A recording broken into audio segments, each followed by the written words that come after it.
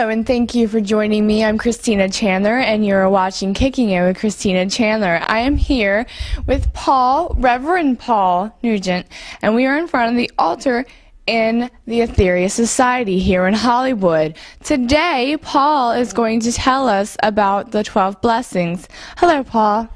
Good morning, Christina. How are you? Very well, thank you.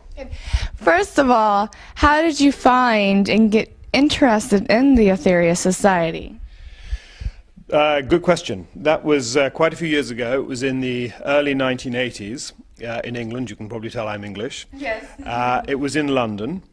And I had, a few years beforehand, felt quite strongly that there was something missing in my life. And I wasn't sure what it was, but whatever it was, I hadn't found it. And for whatever reason, I chose to read St. Matthew, Mark, Luke, and John for the first time with any seriousness in my life. And it had obviously a very deep impact on me. I realized that here was someone, namely Jesus Christ, who was literally showing us how we needed to live, should be living on this earth, because this was what was mainly troubling me at that time. So I began to routinely go to the Anglican Church in London, mainly Westminster Abbey.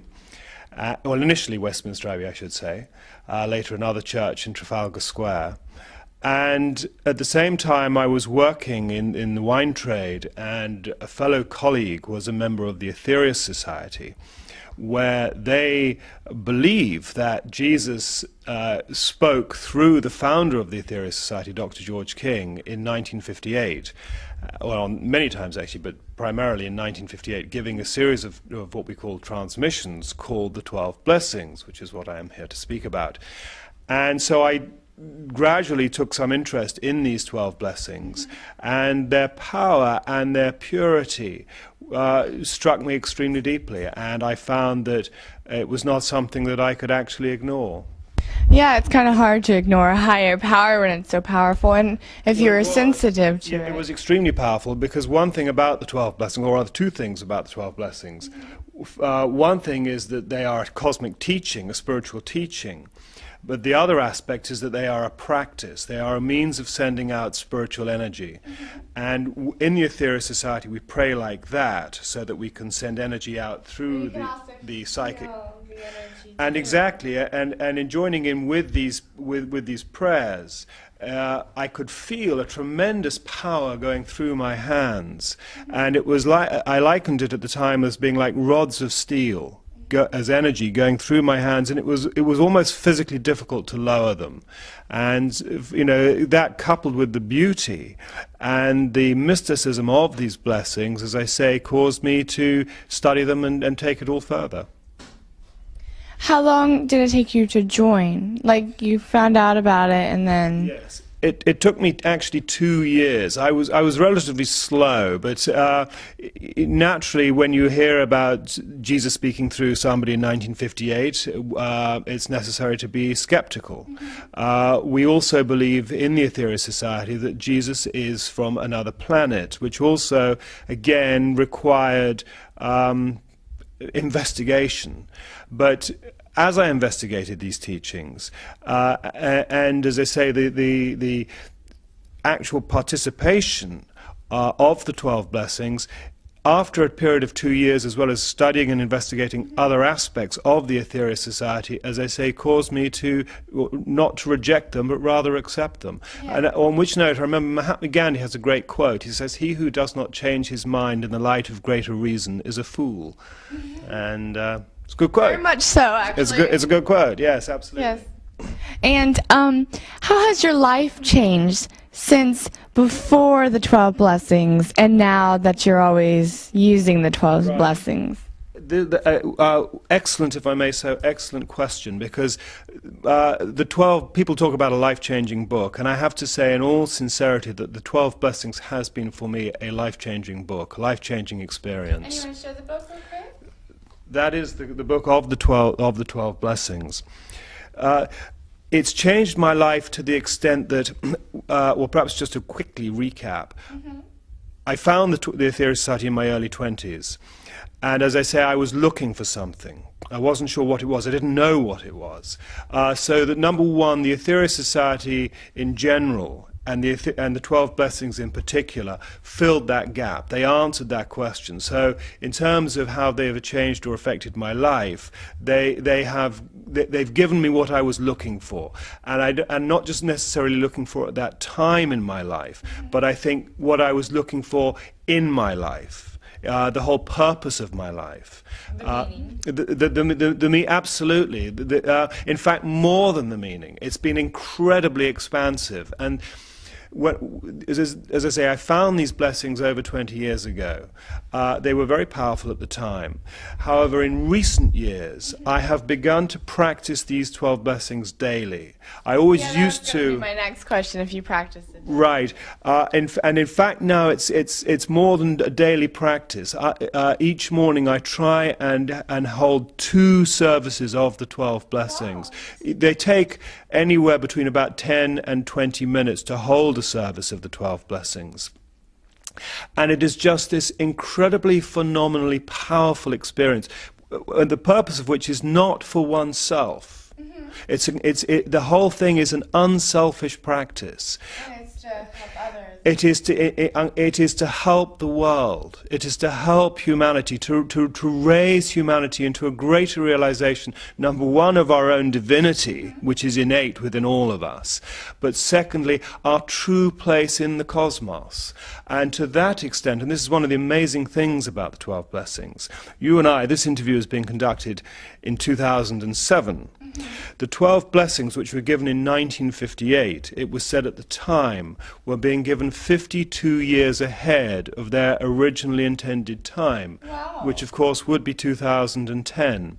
So they are revolutionary for humanity in their content, what they explain to us about our place in this vast and living, incredible and beautiful cosmos.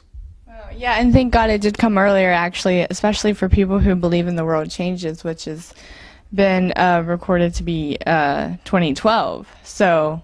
Right, absolutely. 2012, certainly by the Mayan calendar. Yeah. And I think for sure we will see changes in that whole period, whether it's 2010, 11, 12, whatever. It seems to be a process, but certainly coming to some critical point. And does the Aetherius Society see that? And do you guys do 12 blessings for that event, or have you? We don't do 12 blessings for any specific event per se. Our members throughout the world practice the blessings like myself on a daily basis, certainly on a weekly basis. We have services here in Hollywood and in all of our centers around the world, but here in Hollywood we have a weekly service of the 12 blessings to which anybody is welcome to come. And as I said, it took me 2 years of investigation. But at the end of the day, I couldn't ignore it. Not something so positive, if you're open to it and you want it. Absolutely. Positive for sure, but it's transcending. It's positive in a deeply mystical spiritual sense, going right to the very core of one's own being and into one's whole sort of past life and future life. And parallel. And parallel life. Which, if as the Buddhists believe that everything's happening all at once, like it's not really the past or the future, it's all the now. Again, absolutely phenomenal concept, which again, the 12 blessings is eye-opening into that. And in fact, just recently, a few days ago, I had that exact same experience of past and future, very much in the present.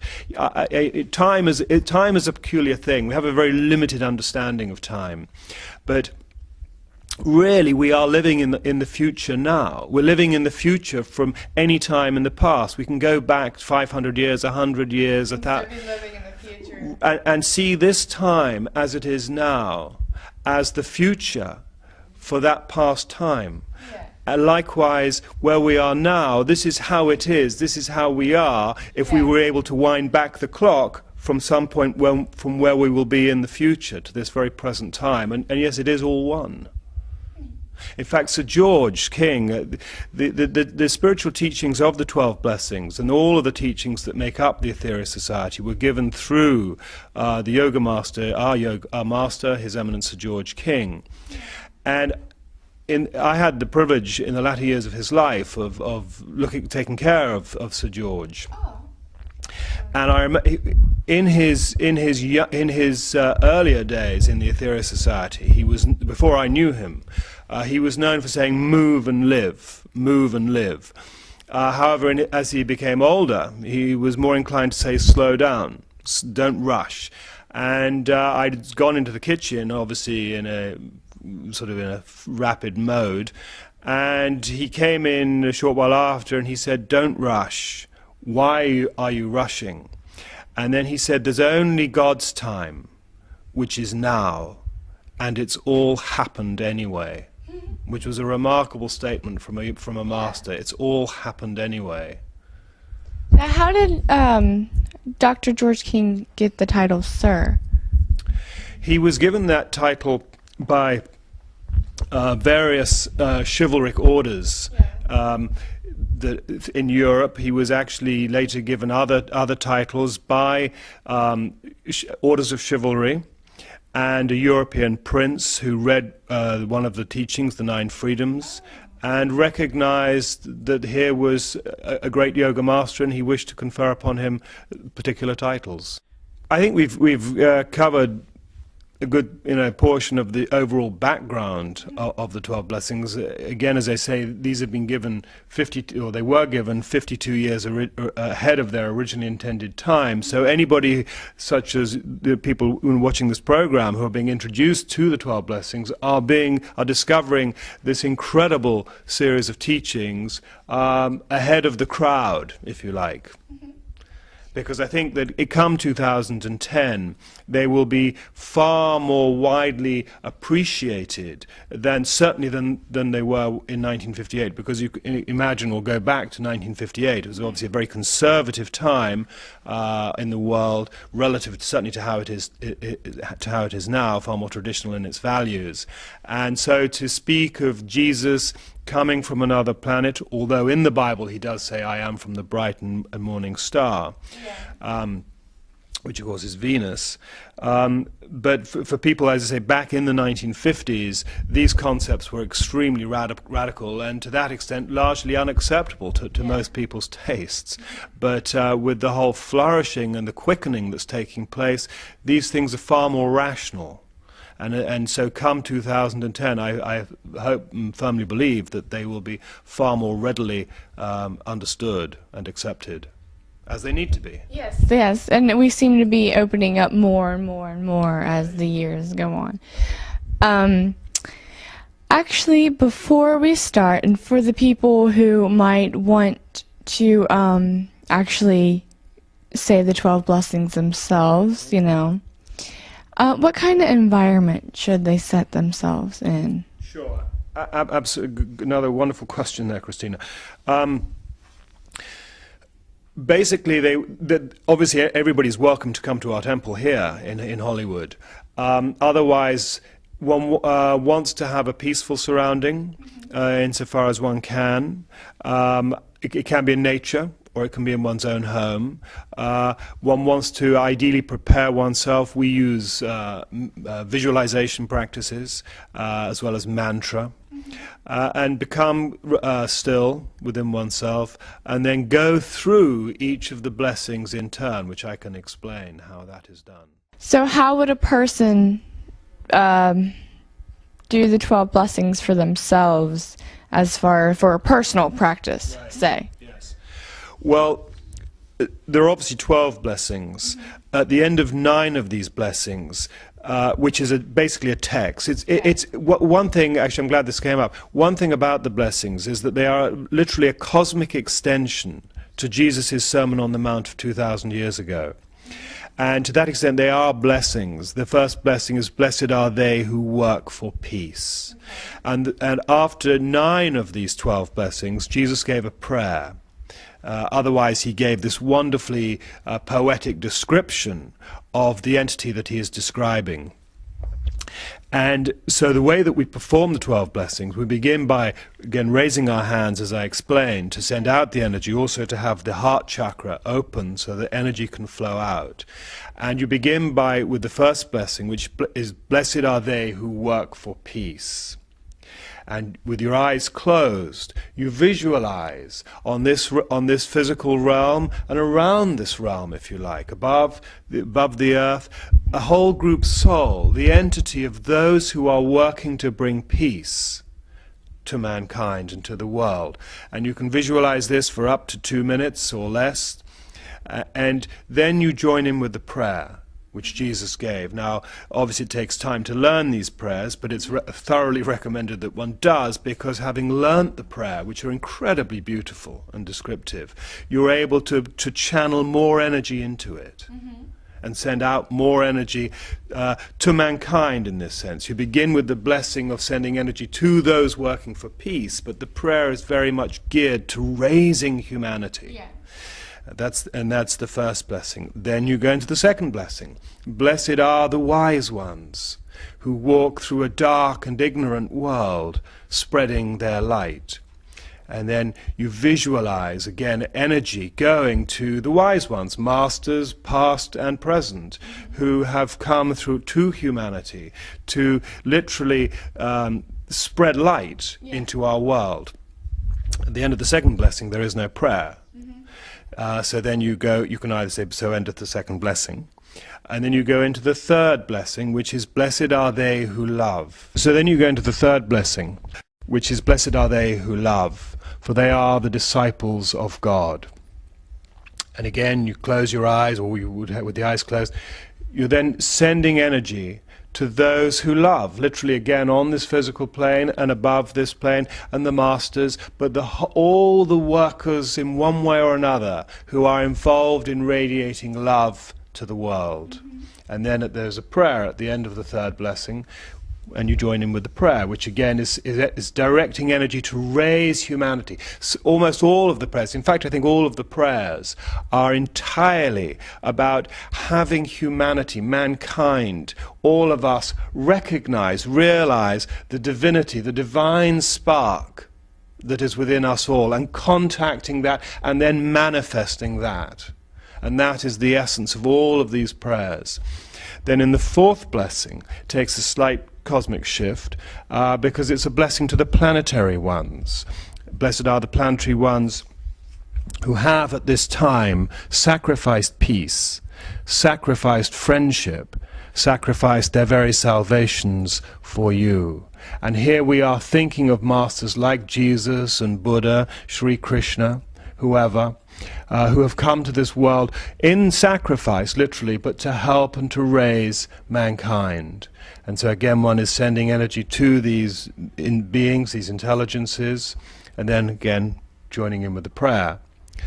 The fifth blessing is to the devic forces, or rather it's to the thanksgivers. Blessed are the thanksgivers, for they turn great tides of energy and direct these towards their objectives, which is giving thanks to the devic forces, the nature forces, which create balance on this earth. It's said actually that we have the weather conditions, we have the conditions, all conditions that we have on this planet, because of the energy that mankind collectively sends out, which karmically comes back to us, and in one way comes back to us through the weather. And when, rather than if, but when humanity is living from that God, spiritual, divine spark within oneself, and manifesting that, we will create, through the devic forces, perfect, ideal, if you like, weather conditions, all things, upon and around the world. So that's the fifth blessing. The sixth blessing is, blessed are they who heal in these days of great pain and suffering, because of course it is a world of great pain and suffering. We can't avoid it, that's how it is. But thankfully there are healers. There are healers upon this earth. Many of the people who participating are healers. In fact, anybody who's engaged in the 12 blessings is themselves a healer, because this whole process is about healing. But also you're sending your appreciation on this earth and above and around to those who are engaged in healing. And then you have the prayer at the end of the 6th blessing. And then really it's in the 7th blessing that we get this wonderful cosmic shift, which is the 7th blessing being to the Mother Earth. Blessed is the Mother Earth, who has made this sacrifice for all of us to have our karmic experiences lifetime after lifetime on this physical plane. And there is a wonderful description by the Master Jesus to the earth with a prayer at the end of the 7th blessing. The 8th blessing is a blessing to the mighty sun. And I have to say that there's no prayer at the end of the 8th blessing, but it is phenomenally powerful. We go through life literally taking the sun utterly and completely for granted. We either think of it in terms of it being a sunny, warm, hot day or being a cold day. And that is how we regard the sun. And yet every aspect of our physical body is an aspect of the sun. It's solidified sunlight. In fact, we've been told by the Masters, by the Master Aetherius, we don't even possess our fingernail. Everything is from the sun. It's solidified sunlight.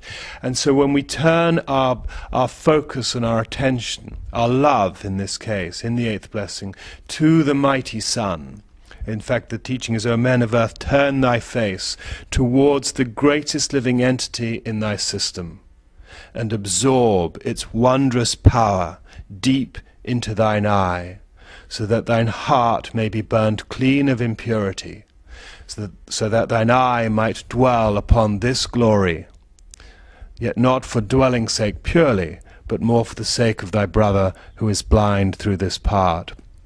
And when one does send one's energy and one's focus to the sun, what comes back is, one is filled with emotion. One is filled with emotion, this incredible, awesome being. It's a living being, the most evolved being of course, in our own solar system, which is tiny relative to the galaxy as a whole.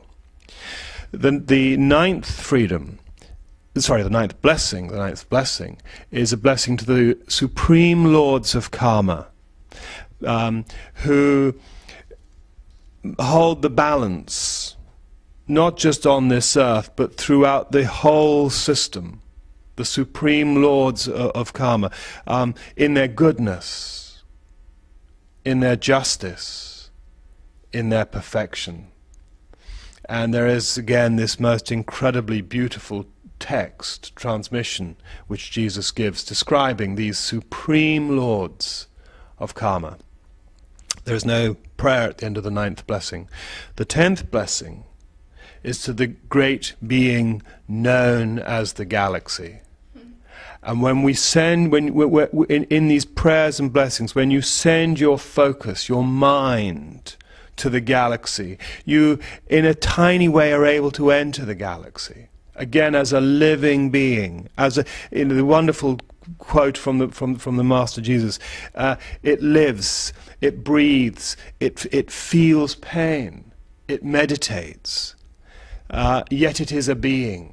The galaxy is a being. This is where humanity has been so conditioned and so limited. Of course, firstly, the world is flat. Well, we got over that one, and that everything revolves around us. No, but we are a part of this incredible, mysterious, really, in a sense, unknowable mystery of life, of which all things are a part, including the galaxy. And so when you send your energy to the galaxy, what comes back is life-changing, coming back to the 12 blessings, being a life-changing experience. And then there is a wonderful prayer at the end of the 10th blessing. The 11th blessing, which I have to say is one of my favorites, and as I was telling you earlier, I was born 2 days before the 11th blessing was given, in October of 1958, to give a little bit away there. It is this is to the supreme lords of creation. And just again a piece of the text, these are the gods of the gods. These are the gods of the gods. These supreme lords of creation who have brought initial potential into manifestation, creating all things, and yet the greater part of these is not even in manifestation, to really sort of be just this sort of mind-blowing experience. The greater part of the supreme lords of creation is not even in manifestation, and yet, as I say, these are the gods of the gods. These dwell in the highest places in all the vast universal system. And it is this incredible, beautiful, mystical experience with the prayer at the end of the 11th blessing. And then the last blessing is a blessing to the Absolute itself. And I would argue Jesus here gives the most complete description that one can find anywhere in any text on this earth for God. It's incredibly complete. It is the beginning and the end. And it is the stage before the beginning and the stage after the end. There is nothing in all the worlds outside of this, and that's just a tiny snippet from this incredibly beautiful text. And having said in the 11th blessing how these are the gods of the gods, in the 12th blessing, which, as I say, is this just phenomenally beautiful description of God, there's one piece again from the text: not even the supreme lords of all creation, these ones who are the gods of the gods, not even the supreme lords of all creation can do justice to the picturization of the magnificence of God. Then you have the prayer at the end of the 12th blessing. And in those 10 minutes or so that it takes to hold a service, your life, your day is changed. Your day is changed right there. And it's not just your day that's been changed. You have, magically, if you like, brought about change in other people's lives, people you will not meet. It's said that when you send out the blessings and the prayers for the 12 blessings, you don't know what change you're bringing about in the life of a person the other side of the world at that moment, through the transference of prayer energy. And that is the 12 blessings, and it is delighted and privileged and thrilled and honored to be able to talk about it on your program. Well, thank you, and it's very beautiful, and I can see how it's very life-changing and everything, because as it is said, to receive, you must give. Yes. So, with that, I want to thank you, and I want to tell you that it was very beautiful, and thank you for coming on the show. Thank you very much. Okay. And thank you for watching Kicking It with Christina Chandler.